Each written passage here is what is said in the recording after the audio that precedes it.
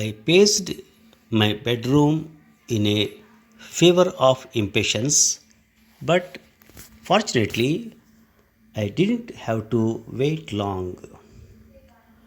Although Dashrath and Kaushalya and the sobbing Sumitra, for news had travelled quickly to her, as bad news tends to do, had begged them to stay at least one more night.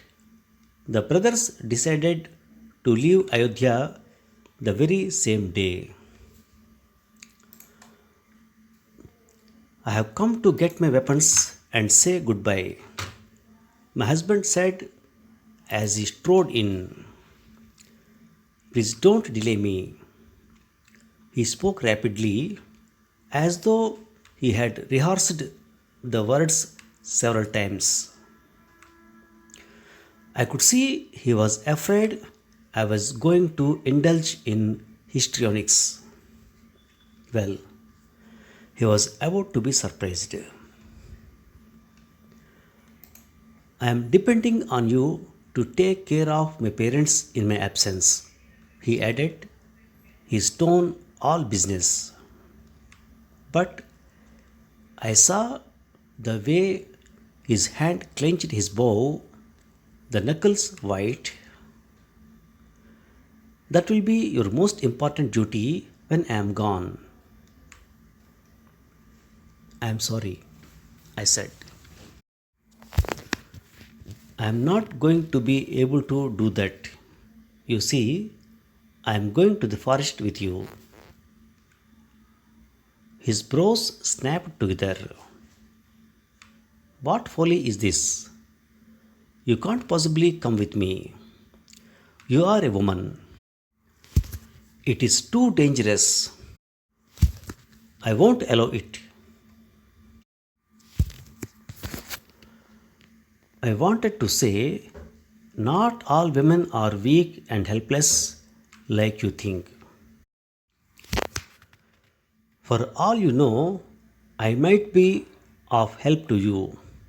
But I remembered my mother's teaching, kept those thoughts to myself, and chose my words carefully.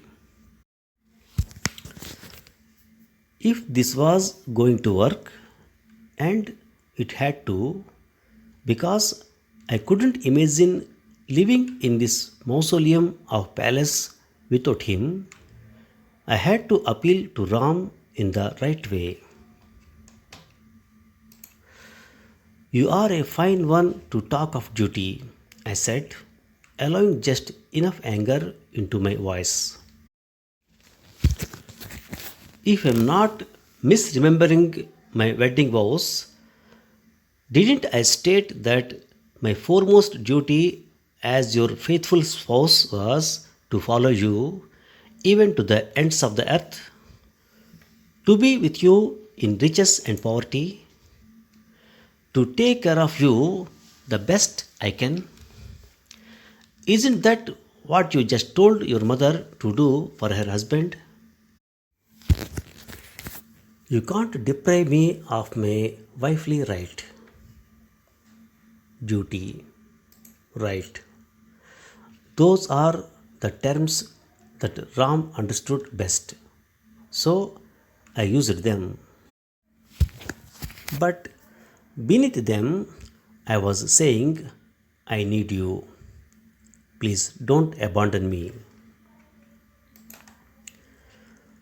Ram crossed the room and tilted up my chin so he could look into my eyes. Do you really mean what you are saying? Do you even realize what it means? He said harshly. You have no idea of the kinds of dangers the forest holds. 14 years of hard living in the wilderness. Why? Long before our banishment ends, you will start hating me for subjecting you to that. His face was thunderous, but I was not afraid. Do you really think I could ever hate you? I don't care how much hardship we face in the forest. At least we will be together as we go through our troubles. It will kill me to remain here alone more surely than any wild beast or rakshas might. Because I can't live without you. It is as simple as that. For a moment, Ram hesitated, but in a moment, he was back to his dutiful, pragmatic self. You'd better get ready then. You can't wear all this finery in the jungle, you know. Luckily for us, here he gave me a wry smile. Kaikeyi Ma has sent over, most helpfully, several pieces of tree bark cloth. Put one on. I'm afraid you'll have to take off your ornaments too. They will only be a hindrance, perhaps a danger as we roam the forest. Give them to my mother for safekeeping, or ask the palace treasurer to donate them to the poor. That is what I have done with my valuables. Be quick. We need to pass beyond the boundaries of the city before sunset so that we can find a safe place to sleep night. Kaushalya's chambers were dark when we entered, all the windows covered with dark hangings, so that I had to stop and blink to accustom my eyes to the gloom. There was a sound, low like the buzzing of bees. It took me a moment to realize that it was the soft keening of his wives who had just a few hours before been singing wedding songs. Dashrath himself lay unmoving on a couch. He seemed to have aged further in the little time that had passed since I saw him last. When I touched his feet and asked for a parting blessing, he laid his hand on my back but didn't raise his head to look at me. I don't think he even realized that I was leaving. His thoughts seemed to wander, for he spoke of things I didn't quite understand. A hermit boy he had killed by mistake while hunting, and how the boy's father, dying of a broken heart, had cursed Dashrath that he too would suffer a similar fate. Was he losing his mind? Kaushalya, however, saw me wearing the tree bark cloth that was already rubbing my skin raw and knew at once what was happening. She burst into new tears. It hadn't crossed her mind that I too might go with Ram. She tried her best to make me stay, pointing out the special dangers the forest held for women. Failing in that, she asked what she would live for if I too left her. Finally, she used my parents. How could she bear to tell them that she had sent off their carefully nurtured daughter to wander in the wilderness? My heart ached for her, but my mind was made up.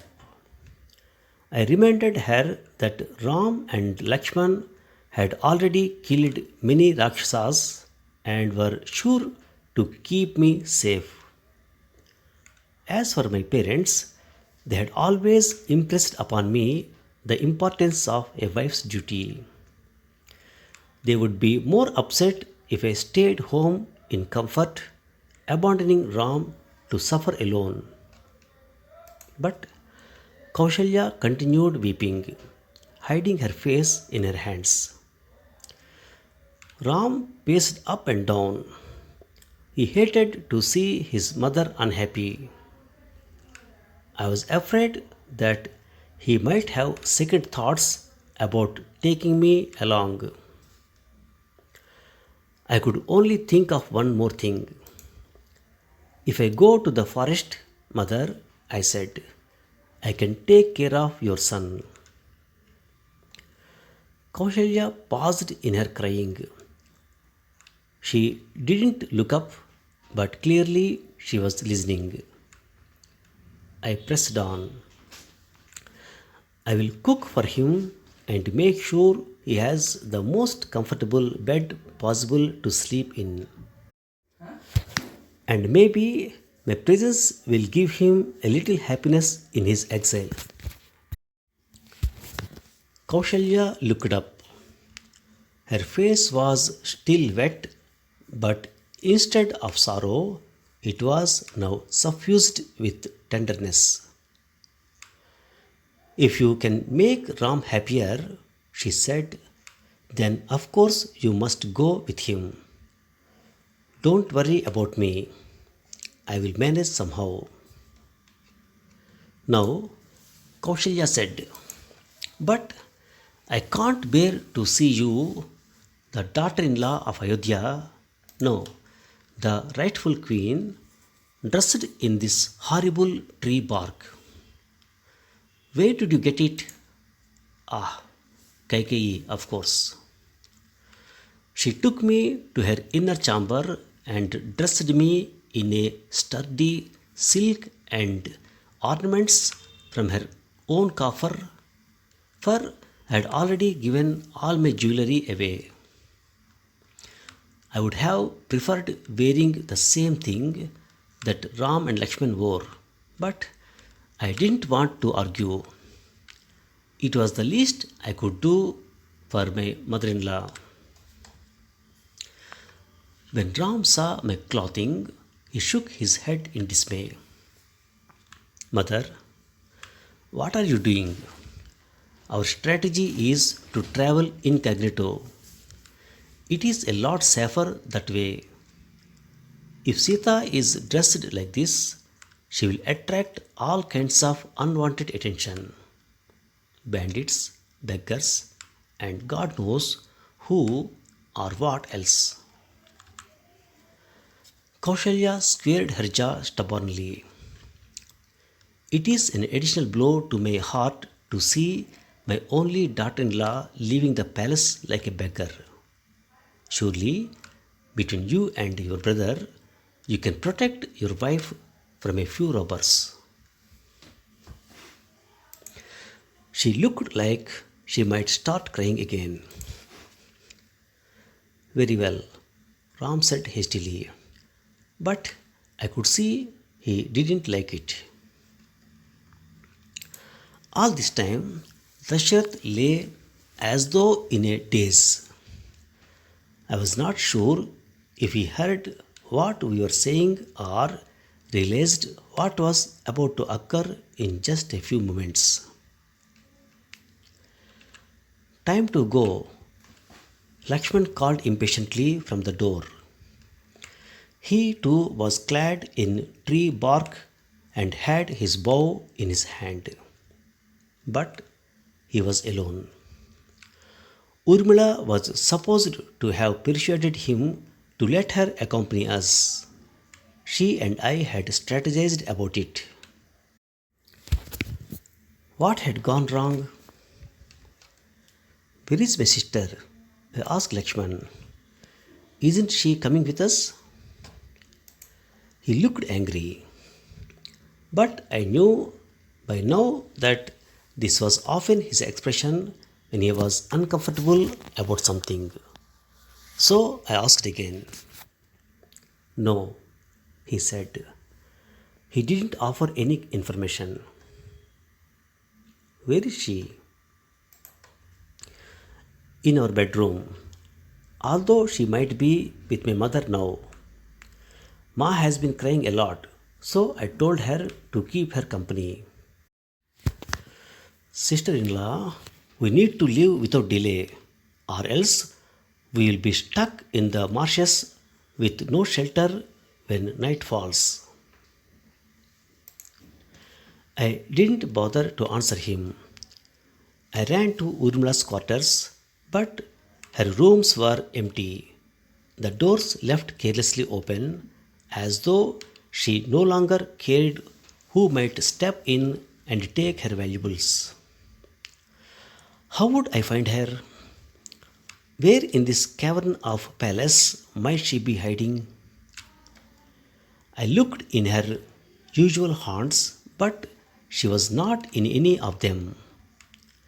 I stopped by Sumitra's rooms, but her maid said the queen had taken to her bed with a severe headache and that she was alone. I could hear Ram calling me, his tones impatient. I felt torn in two. Was this a woman's predicament, always to be pulled between conflicting loves? I was about to give up when I thought of one last place. When I stepped out onto my balcony, I almost didn't recognize it, for all my flowers and herbs, which I had tended so lovingly all these years, had shriveled and turned black. And there, on the cold stone floor, among the dead blossoms, sat my sister. I knelt down and held her tightly. I didn't ask for details. I could guess what must have happened. Lakshman refused to take me with him, Urmila said. Her voice was calm and emotionless, and this frightened me more than if she had been weeping. He said he had his hands full taking care of Ram, who was his first duty. Sister is going with you, I said. Why can't I? At this, he grew displeased and said that he hoped Ram knew better than to say yes to you because you would be a burden on them. It was hard enough to survive in the wilderness without having to protect a woman also. I am ordering you to stay here and take care of mothers, he said. If you really respect me, you will do what I am asking you. You will do your duty. Isn't it my duty to care of you? I asked him. No, he said. Your duty is to obey me. What is your duty towards me? I asked, barring his path. I can't engage in philosophical discussions right now, he said. He set me aside and left. What could I offer as comfort to Urmila? I knew the dual causes of her pain, that Lakshman had refused her heart's offer and that I too was abandoning her. I held her tightly. She smelled of sandalwood, that long ago smell from our father's garden on the day we first saw Ram and Lakshman. On the day, Urmila had blithely announced that she would be willing to walk as many thorn-filled koshas as needed if she could marry Lakshman. She was still willing, but it hadn't done her any good. How innocent we had been, thinking that if only we willed something hard enough, it would come true. I wondered what we would both be like by the time we saw each other next time, or if we would ever meet again. I wanted so much to go with you, Urmila said. I wanted so much to be with Lakshman. I told him I didn't care for comfort, that I didn't fear danger. But he wouldn't take me. He said he could not handle trying to take care of me on top of every other problem he had. That is all I am to my husband, sister. One more problem. Anger spiked in me, but I tried to speak calmly. You know he doesn't mean it.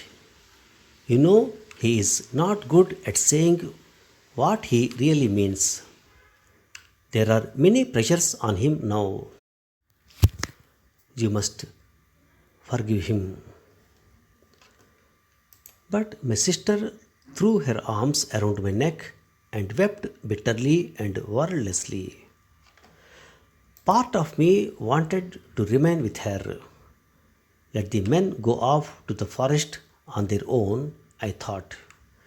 My presence would comfort my sister, who had looked up to me all her life. Wasn't that my duty too? Hadn't my mother told me to take care of her? These different duties battled within me, but finally, my duty for Ram won. Was it the right choice? I would never be sure, but it was getting late. Ram was calling my name, his voice strained. There was no more time for debates. And so, guiltily, with a silent prayer to the goddess to watch over her and help her bear her sorrow, I pulled myself free of her arms and left Urmila. Forgive me, sister, I said silently. You are the unsung heroine of this tale, the one who has the tougher role to wait and to worry. We had planned to walk from the palace to the borders of the city, as was appropriate for mendicants, but there was a crush of people outside, men and women and even children weeping and begging Ram not to leave. How had they found out? Bad news, I guess, is like an infection, needing only air to carry it everywhere. As soon as the palace gates were opened, the crowd surged forward, and it was hard for the guards to hold it back. Finally, Sumantra said he would drive us in his chariot to the edge of the town, and we had to agree. Even so, it was hard to get through the lamenters. Many tried to throw themselves under the chariot wheels to stop us, fringed as they were with their fear of what would befall Ayodhya now that there was a change of regime. I closed my eyes. It was too painful to watch. Still, I could hear the women crying to me, don't go. If you leave, the goddess Lakshmi herself will leave the city along with you. Then, through the din, I heard Dashrath. Ram, Ram, he cried so loudly that I thought his lungs would burst. The abject desperation in his voice forced me to turn and look. But I wish I hadn't, because there he was, running down the common road behind our chariot on faltering feet, crownless and disheveled, his dhoti askew, his white hair streaming behind him. Attendants tried to stop him, but he shook them off with sudden strength. As I watched, he stumbled and fell on the dirt. I pulled at Ram's arm. Please stop, at least for a moment, I said. We can't leave him like this. There were tears in Ram's eyes. He gripped the edge of the chariot, but he continued staring ahead. Love and duty battled on his face. Then duty won. Stopping won't change matters, he said. It will only prolong his pain. Don't look at him. Leave him a little dignity. That is the only thing we can do for him now. I hid my face in my hands, and the tears that I had held on to for so long burst from me like a storm. Thus, we crossed from city to forest, from the known world to the unknown. Thanks for listening. Now, some word power. I have come to get my weapons and say goodbye, my husband said as he strode in. Please don't delay me. He spoke rapidly as though he had rehearsed the words several times. I could see he was afraid I was going to indulge in histrionics. Histrionics, histrionics means acting dramatically to get attention of sympathy. I'm sorry, I said. I'm not going to be able to do that. You see, I'm going to the forest with you. His brows snapped together. What folly is this? You can't possibly come with me. You are a woman. It is too dangerous. I won't allow it. Folly, folly means foolishness. Mother, what are you doing? Our strategy is to travel incognito. Incognito. Incognito means disguised. Incognito means avoiding being recognized by changing your name and appearance. Where in this cavern of palace might she be hiding? Cavern, cavern means a large, often dark and enclosed space within a building or location. I looked in her usual haunts, but she was not in any of them. Haunt means a place frequented by a specified person. I felt torn in two. Was this a woman's predicament, always to be pulled between conflicting loves? Predicament, predicament means a difficult, unpleasant, or embarrassing situation. But I wish I hadn't, because there he was running down the common road behind our chariot on faltering feet, crownless and disheveled, his dhoti askew, his white hair streaming behind him. Disheveled means untidy. Askew, askew means not in a straight or level position, out of line. Thanks for listening.